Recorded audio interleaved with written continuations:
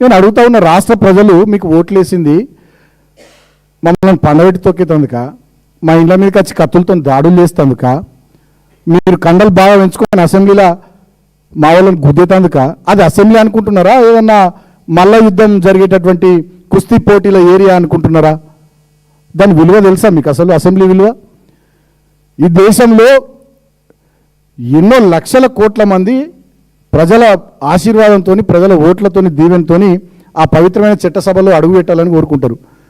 మీకేదో కోతి కొబ్బరి చిప్ప దొరికినట్టు మీరు ఇంత ఎమ్మెల్యేలు కాగానే, ముఖ్యమంత్రి మంత్రులు కాగానే ఆవిడలేదు మీరు పండబెట్టి తొక్కుతాం, కత్తులతో ఇళ్ళ మీదకి వస్తామంటే అది ఏం భాష, ఏం మాట్లాడుతున్నారు, ఎటు పోతుంది? ఇదే ముఖ్యమంత్రి గారు ఎక్కడ లేని ప్రేమలకు వస్తూ ఉన్నారు. దళితులను ఇట్లా అన్నాడు, కౌశిక్ రెడ్డి అట్లా అన్నాడు. ఏమన్నా కౌశిక్ రెడ్డి రికార్డు ఏమన్నట్టు బయట పెట్టి నేను అడుగుతున్నా.